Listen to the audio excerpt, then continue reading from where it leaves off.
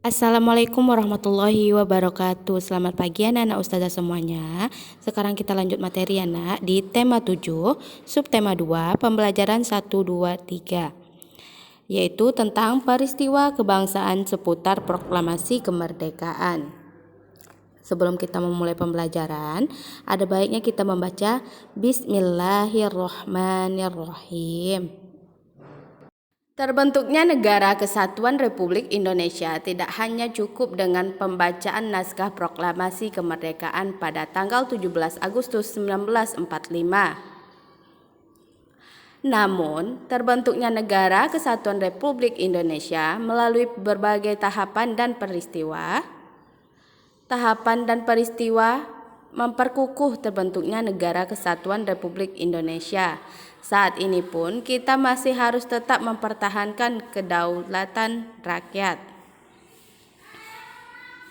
Baik anak-anak ustazah, pada akhir bulan Juli 1945, Jepang menyetujui pemberian kemerdekaan kepada Indonesia pada tanggal 7 September 1945. Namun pada tanggal 6 dan 9 Agustus bom atom dijatuhkan sekutu di kota Hiroshima dan Nagasaki. Peristiwa itu mendorong diubahnya tanggal pemberian kemerdekaan Indonesia menjadi 24 Agustus 1945. Kemudian pada tanggal 15 Agustus 1945, Jepang menyerah tanpa syarat kepada sekutu. Akibatnya terjadi kekosongan kekuasaan di Indonesia. Kesempatan inilah yang kemudian dimanfaatkan oleh bangsa Indonesia untuk memproklamasikan kemerdekaan. Kalor mengubah suhu benda. Kalor didefinisikan sebagai energi panas yang dimiliki oleh benda.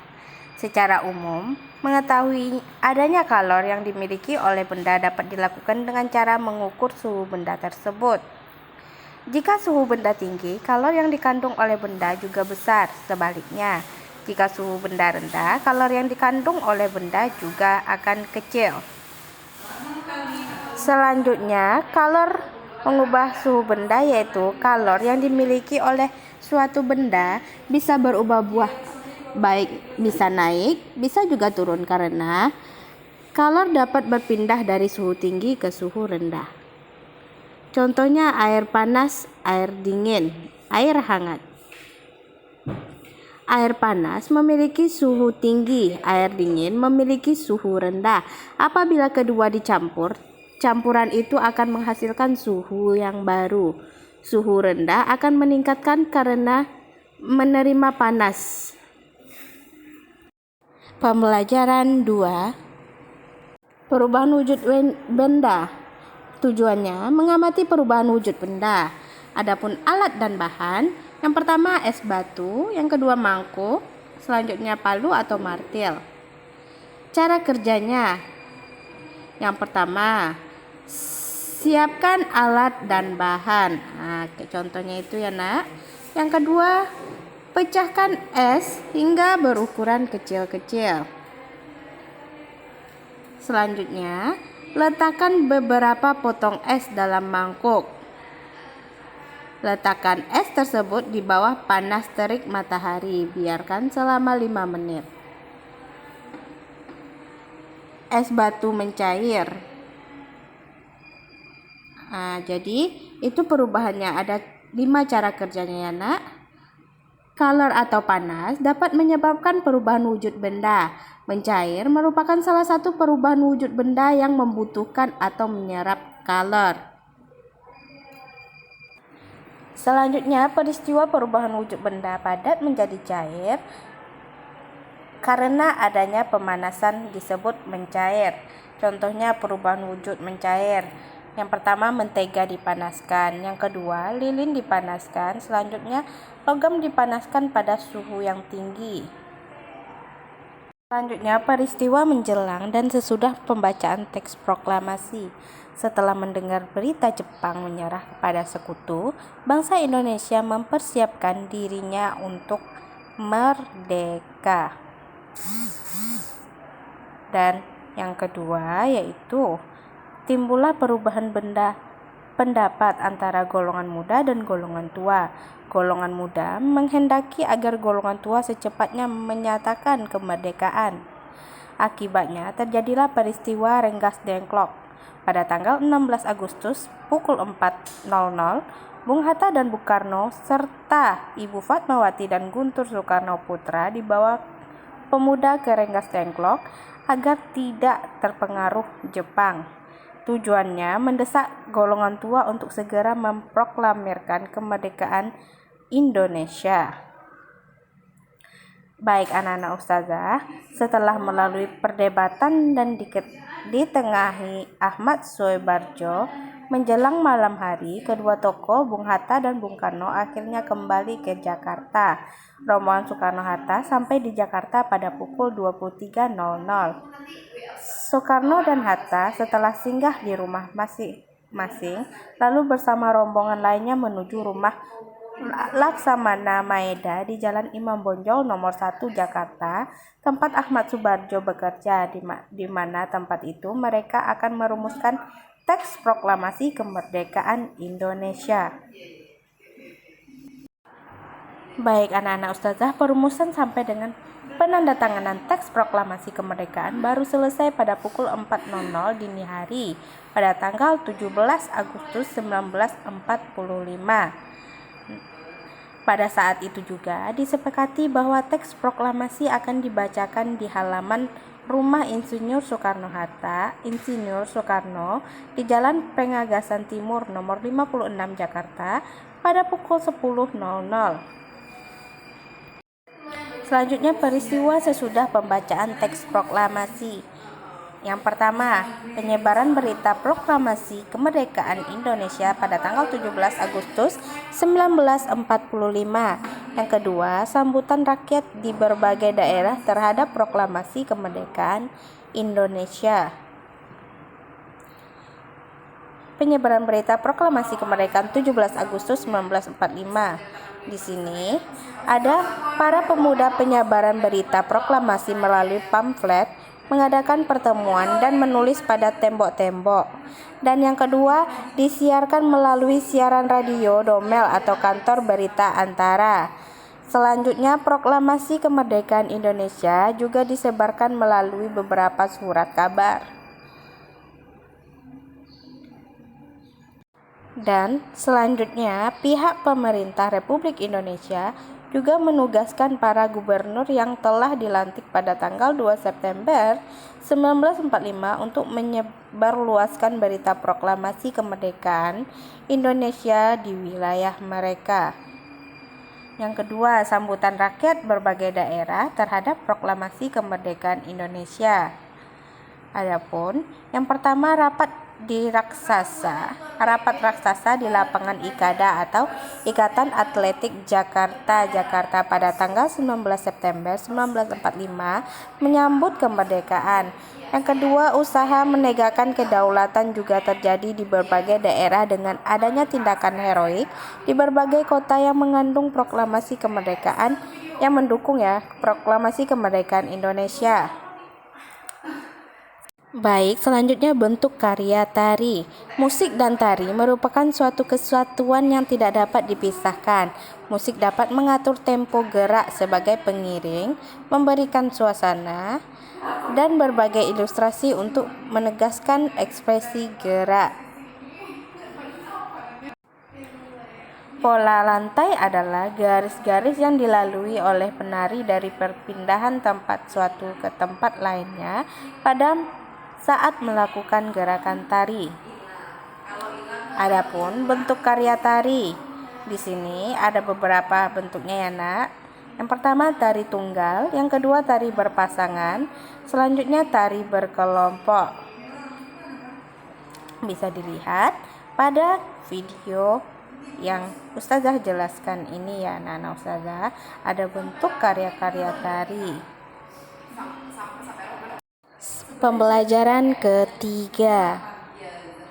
Di sini ada dua tokoh proklamator kita. Yang pertama Insinyur Soekarno dan Dr. Muhammad Hatta.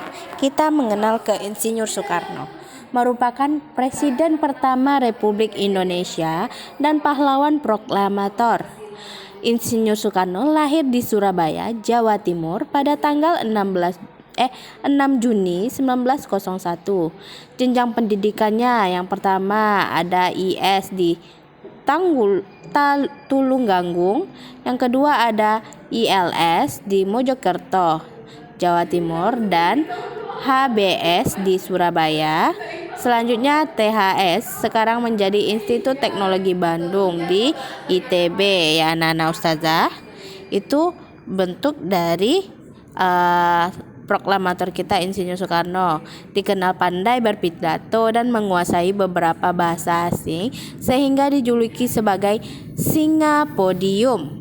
Pada tanggal 17 Agustus 1945, Insinyur Soekarno dan Mohatta beserta para tokoh lainnya memproklamasikan kemerdekaan Indonesia. Selanjutnya kita masuk ke Dr. Muhammad Hatta. Adalah wakil presiden pertama kita pada tahun 1945 sampai 1957. Dr. Mohatta lahir di Bukit Tinggi, Sumatera Barat pada tanggal 12 Agustus 1902. Jenjang pendidikannya di ILS di Bukit Tinggi. Ada Mulo di Padang dan HMS di Jakarta. Dr. Muhammad Hatta selain dikenal sebagai Bapak Proklamator Indonesia, juga merupakan Bapak Koperasi Indonesia. Beliau juga dikenal sebagai Bapak Koperasi Indonesia ya anak-anak ustazah. Selain berperan dalam proklamasi kemerdekaan Indonesia, beliau juga sangat berperan dalam upaya memperoleh pengakuan dari pemerintah Belanda terhadap kedaulatan rakyat Indonesia. Pada tanggal 17 Agustus 1945, Insinyur Soekarno-Hatta beserta para tokoh lainnya memproklamasikan kemerdekaan Indonesia. Beliau mencatat teks proklamasi kemerdekaan dan Mohatta sebagai pendampingnya. Bahkan dalam teks proklamasi tersebut tercantum nama dan tanda tangan mereka berdua atas nama bangsa Indonesia. Oleh karena itulah Insinyur Soekarno dan Mohatta diberi gelar sebagai pahlawan proklamator pada tahun 1986. Selanjutnya indahnya hidup berbineka.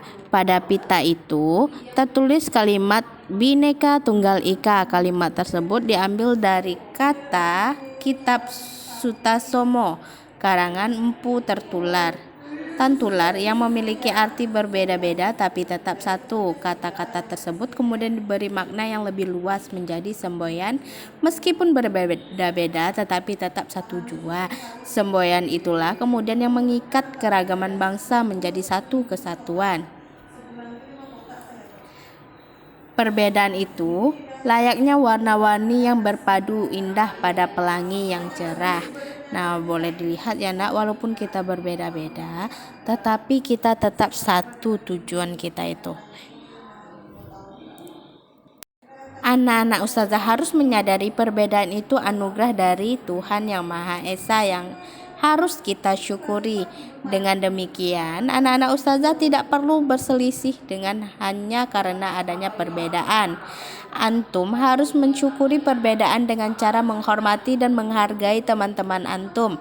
Dengan begitu, perbedaan itu justru membuat hidup makin indah. Jadi walaupun kita beda-beda, kita tuh nggak boleh bercerai-cerai, berantem. Karena bersatu itu membuat hidup kita lebih indah. Indahnya hidup bersatu dalam perbedaan. Anak ustazah tidak dapat hidup sendiri. Anak-anak membutuhkan bantuan orang lain. Demikian pula jika antum juga dapat membantu orang lain. Dengan saling membantu di tengah masyarakat, hidup akan terasa aman, nyaman, dan tentram. Misalnya dalam bidang keamanan masyarakat. Untuk menjaga keamanan masyarakat, setiap anggota masyarakat wajib melaksanakan ronda sesuai jadwal. Semua mendapat kewajiban yang sama, tidak memandang dia kaya atau miskin, tidak pula memandang asal suku dan agama. Dengan demikian, di masyarakat akan tercipta keamanan dan ketertiban. Itulah salah satu arti pentingnya persatuan dalam perbedaan. Baik, anak-anak ustazah, di sini ada salah satu wujud nyata adanya kerukunan dan persatuan di masyarakat adalah tradisi gotong royong. Misalnya bergotong royong membangun rumah. Gotong royong melibatkan semua unsur masyarakat. Nah, dengan bergotong royong, kita akan menjadi satu ya anak-anak ustazah. Baik anak-anak ustazah, itu adalah pembelajaran kita dari pembelajaran 1, 2, dan 3. Adapun tugasnya nanti ustazah akan lampirkan ya anak-anak ustazah. Assalamualaikum warahmatullahi wabarakatuh. Tetap semangat.